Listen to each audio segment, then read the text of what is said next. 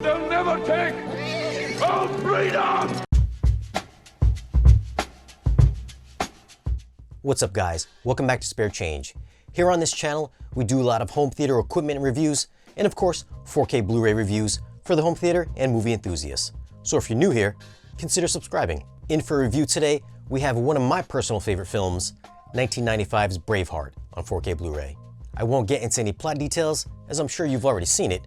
I'm just going to give you my thoughts on the video and audio quality. Now for some tech specs. The film was shot on 35mm.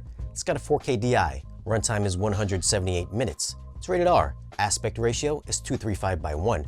So yes, there will be black letterbox bars when watching on TVs. As for image quality, right from the opening logos and intro, you may think this will be an extremely soft looking film, and you wouldn't be completely wrong.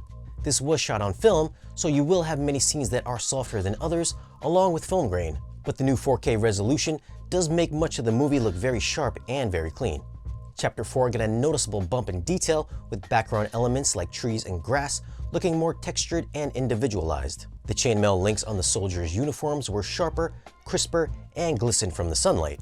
Makeup on the bride's face and the peach fuzz on her cheeks became even more evident over the standard Blu-ray. Who knew they had foundation and blush back in those days? HDR usage here I found was very reserved. There are no eye-blazing spectral highlights or intense illumination, as most of the film is kinda dim. The color palette leans more on the muted and somewhat drab side, which I feel lends to the cold, wet environments and dour mood of the movie. That being said, coming from the regular Blu-ray, the green landscapes and the skies are richer, and bloodshed during the battle sequences had more vibrancy and impact. Black levels look great with shadow detail being well preserved. The trees, branches, and costumes were still perceivable during Wallace's wedding in Chapter 5. Black levels went deep and had a decent amount of contrast during these low-lit scenes. Now, as I did mention, this was shot on film, so there are a lot of scenes that are very soft at times, and there is a fine layer of grain throughout. I never found it distracting, but I thought it came through very cinematic.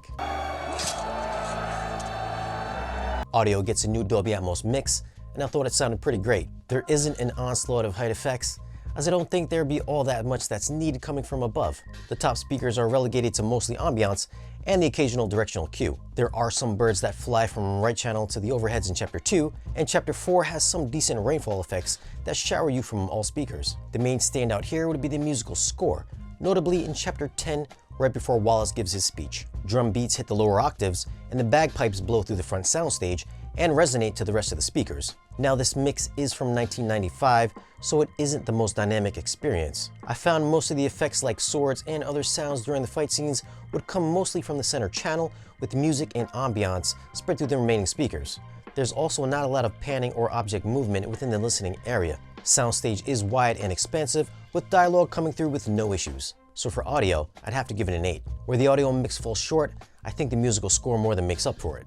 There are some great layers and details to this score, which really heighten the emotional connection you get from watching this film. It truly is its own character. For video, I'd have to go with an 8 as well. This is a tighter, cleaner presentation over the 1080p version with excellent rendering and can be very sharp, but there are also a bunch of softer scenes and the overall image was on the dimmer side. I also viewed this in Dolby Vision and I didn't find any glaring differences. So if you're looking for some new reference material to show off that 4K HDR display, I don't think this is the disc you're looking for. Now, if you're a fan of this film, I don't know why you wouldn't grab this ASAP, as it is definitely better looking than the regular Blu-ray. I'll leave a link down below if you want to pick this film up or to check prices. It does help out the channel by using those links, which helps us bring you more content like this. If you found the video useful, give us a thumbs up. Be sure to check out our social media links. And if you're new here, hit that subscribe button, and we'll see you guys again in the next one.